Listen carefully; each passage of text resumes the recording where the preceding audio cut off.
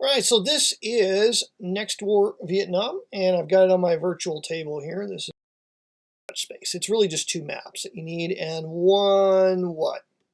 8.5 by 11 display.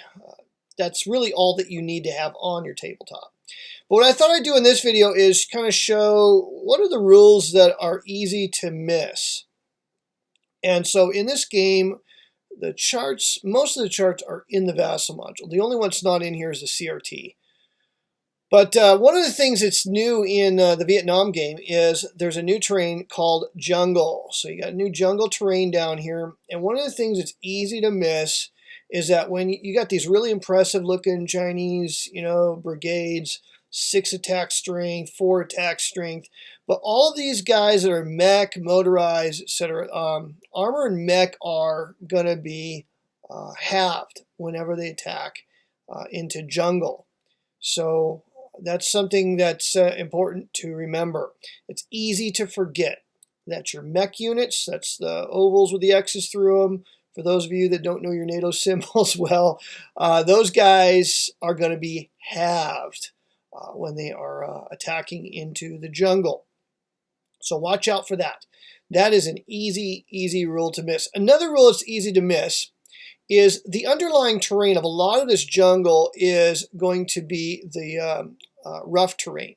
So you have rough, like all of this right in here is rough terrain. Okay, now this here, now you start to encounter highlands, and then these are mountain. There's not going to be any jungle on the mountain.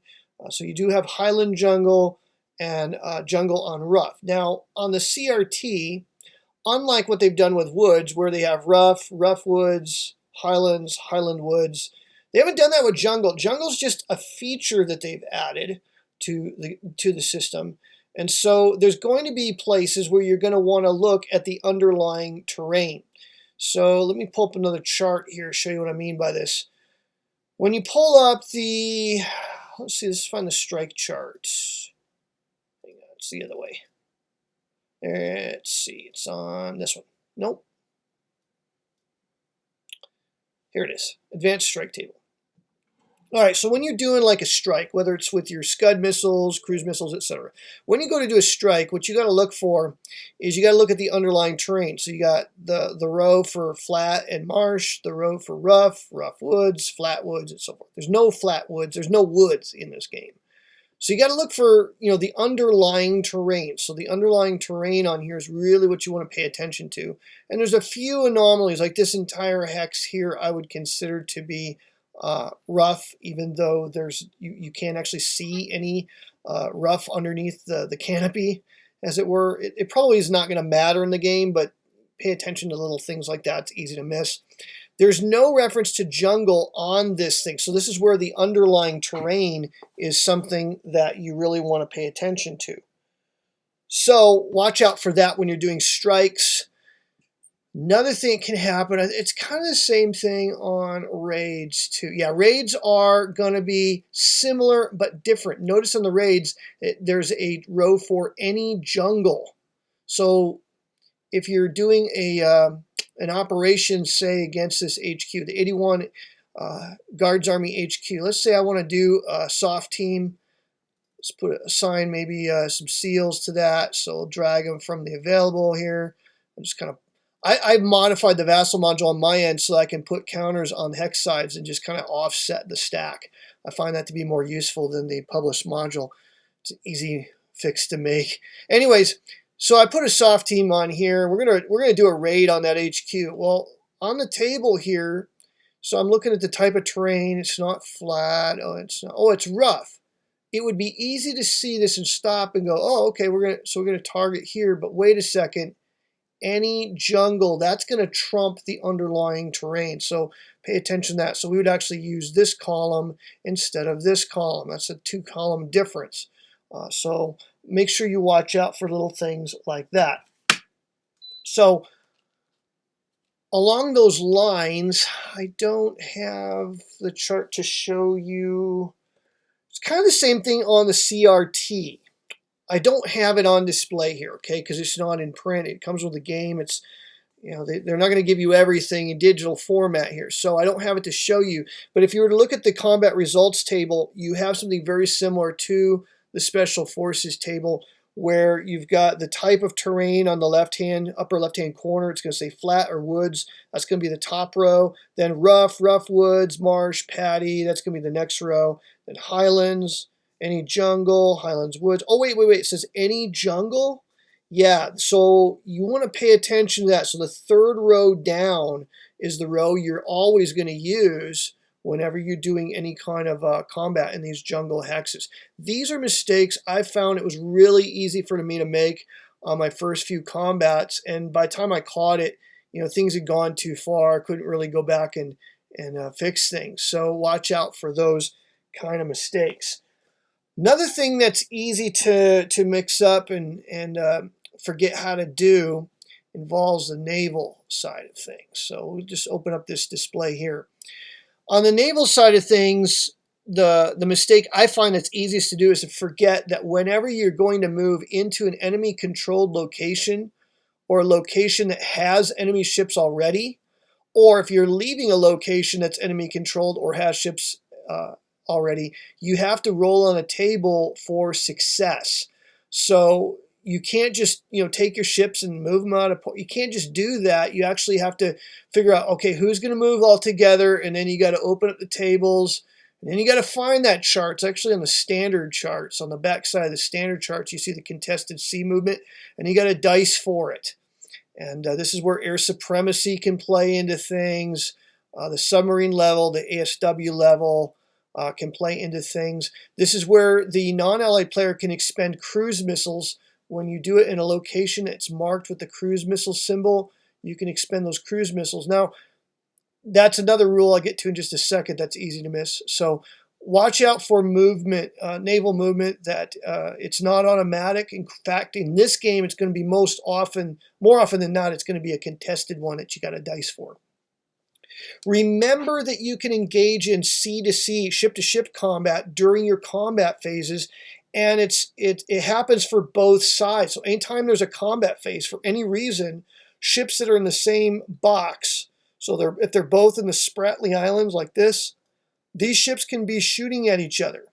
And so units that are undetected, they get to fire first at any detected ships, and then when you fire, you get point detected.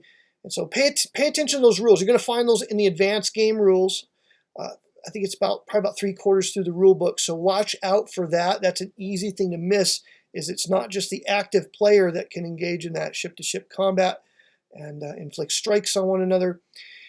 By the way, that's another thing. Whenever it says that the ASW level can be affected and the sub level can be affected whenever a unit is forced to retreat. That is only in the standard game.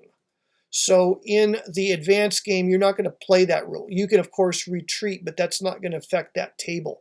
So watch out. That's another little thing that can be a big thing. You can miss that rule really easily. So contested, cruise missiles. So the locations that got cruise missile printed on the map is just probably easier to detect on your printed copy. On Vassal, it looks like a game counter, but it's not. It's printed on the map, indicating that you can shoot cruise missiles. The Chinese can shoot cruise missiles in those areas to affect perhaps either the control die roll, contested movement. And so if you're playing as the Chinese, you have a finite number of cruise missiles, and you're going to be tempted to just blow through those during strike phases. But hold on. Those things can be a big deal in affecting how the Allies can move their ships at sea. And that might be more important than chipping away at the air defense track or pounding air bases. You've got a big enough Air Force to handle that stuff. I'd save those cruise missiles for more important details. So remember that you can use those in those areas. Now, in order to use a cruise missile in those areas, you have to already have like a SAG there, or an amphibious vessel, or a carrier battle group. In other words, you have to have a ship in that area to spend a cruise missile point to affect that die roll. If you don't, and the weather allows it, you can also simply take one of your H-6 aircraft and just mark him flown to use a cruise missile shot in one of those areas. So that's another thing that's easy to miss, is you can also use those guys. So that's those are the rules that I find are really easy to forget about. I'm trying to think, is there any other ones that I've missed? Those are probably the easiest ones I think to miss. Maybe one more. I'll show you one other thing that I've forgotten that I can do. It's not a rule I get wrong. It's just sometimes when I've come back to the game, I realize I forget how to do things. With your excuse me, with your special operations forces, with your soft teams, you can do raids, you can do detection, you can attempt to target the theater weapons or the air defense tracks, all that stuff. You can also do targeting. Targeting is really, really useful. Putting down a target marker on a location can really help your Air Force or your missile shots. So that's a favorable die roll on all your strikes during the course of the turn. Remember what the die roll is going to be is marked on the counter itself. So pretty much everybody's going to put a targeting -1 marker down except for like SAS teams. I'm pretty sure the Commonwealth boys, yeah, Commonwealth. So SAS teams are going to be a -2. I don't think we have any French teams in this game. I think they're in Poland. But a lot of the NATO guys have a -2 modifier to them. But the U.S. will put down targeting -2s. Just about everybody else will put targeting -1s down. Easy to forget what you can do with your soft teams. And one other thing with raids is you can actually target just interdiction. If it's in woods, highland woods, jungle terrain, you can do interdiction. So watch that on there. And so what interdiction is you just target the hex itself, and you can affect how movement's going to be done through that.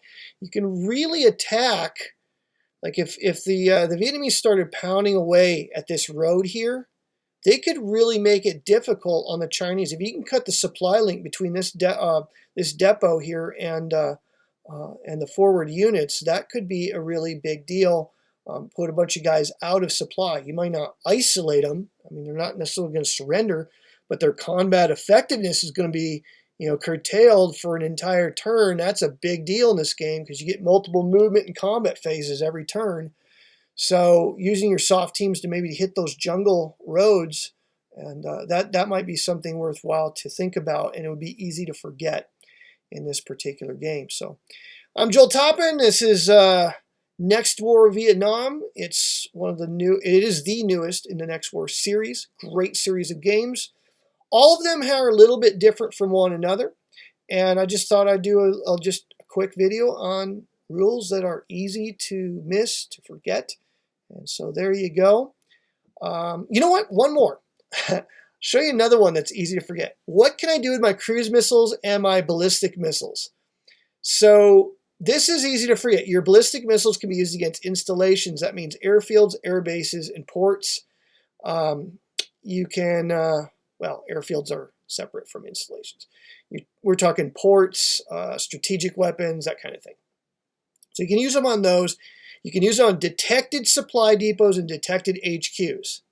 Okay. Now, in this particular game in Vietnam, you also, you'd be tempted to use your ballistic missiles against, say, the SRV holding box, try to target their air bases that are off the hex grid map, or you could use maybe your Scud missiles from South Vietnam to maybe hit the nuke sites or air bases in China itself. However, that is not legal to do. In this game, you can only use your missile shots on the hex grid itself, and so pay attention to that. That's an easy rule to miss. Now, you can use your cruise missile shots if you're China against those air bases. If you want to spend them that way, you are allowed to do that. But remember, you do need something to launch those missiles, so you'll have to use your H6s or something like that in order to do that. So that's another easy thing to miss. When you look at this table here, it'll tell you what you can use your cruise missiles on. They're a little more versatile. Installations, airfields, beachheads, detected supply depots, Supreme HQ, naval units that are detected, air defense tracks, So you can't target the air defense tracks with your Scuds. Okay, you got to use more pinpoint weapons with that. You can target the missile point markers. You can target your opponent's Scuds with your cruise missiles. So pay attention to that. That's another easy thing to miss, what you can use your missiles for. They're not exactly the same, so pay attention to that little chart there. That's an easy thing to miss.